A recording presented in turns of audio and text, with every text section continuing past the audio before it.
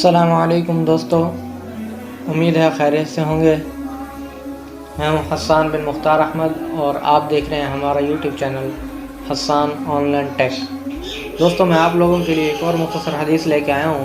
یہ ایک مختصر چھوٹی سی حدیث ہے، آپ بھی یاد کریں اور اپنے دوستوں کو بھی شیئر کریں۔ تو دوستو، زیادہ ٹائم ویسٹ کے بنا ہم اپنے آج کے سبق کی طرف چلتے ہیں۔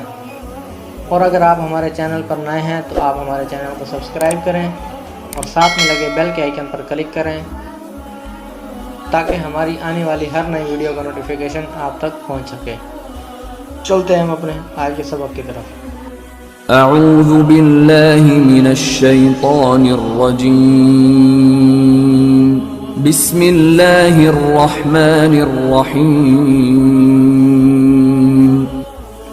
قال رسول اللہ صلی اللہ علیہ وسلم: طلب العلم فریضۃ علی کل مسلم، صدق اللہ العظیم۔ علم کی طلب ہر مسلمان مرد عورت پر فرض ہے۔ تو دوستو، اس حدیث میں رسول اللہ صلی اللہ علیہ وسلم ارشاد فرماتے ہیں کہ علم حاصل کرنا، علم کی طلب ہر مسلمان مرد عورت پر فرض ہے۔ یعنی ہر مسلمان مرد عورت کو اتنا علم ہونا چاہیے کہ وہ اپنے حلال اور حرام کی تمیز کر سکے، کہ وہ جو کھا رہا ہے کیا وہ حلال ہے یا وہ حرام ہے، اس بارے میں علم ہو۔ جو وہ کام کر رہا ہے کیا وہ حلال ہے یا حرام ہے، اتنا علم ہر مسلمان مرد عورت پر فرض ہے۔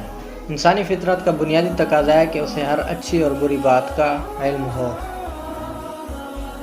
اس کے بغیر نہ تو انسان دنیا میں ترقی کر سکتا ہے اور نہ ہی آخرت میں۔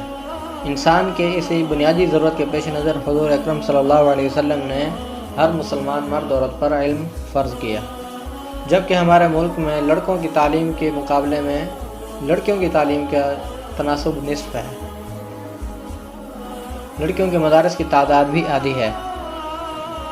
حضور اکرم صلی اللہ علیہ وسلم کے ارشاد مبارک کے مطابق ہمارے لیے ضروری ہے کہ ہم لڑکوں کے ساتھ ساتھ لڑکیوں کی تعلیم پر بھی بھرپور توجہ دیں۔ انسان اس وقت تک اپنے مقام اور اللہ رب العزت کی طرف سے عائد کردہ فرائض کو نہیں جان سکتا جب تک کہ وہ علم کی جستجو کی راہ پر گامزن نہ ہو۔ اور ایک بات یہ ہے کہ قیامت کے دن اللہ رب العزت کی عدالت میں اپنے فرائض اور ذمہ داریوں کی جواب دہی کرنی ہے۔ لہٰذا اسی لیے ہر نیکی اور ہر بدی، ہر اچھائی اور برائی کا علم ہونا ضروری ہے، تبھی ہم دنیا میں بھی کامیاب ہو سکتے ہیں اور آخرت میں بھی اللہ رب العزت کی عدالت میں سرفراز ہوں گے۔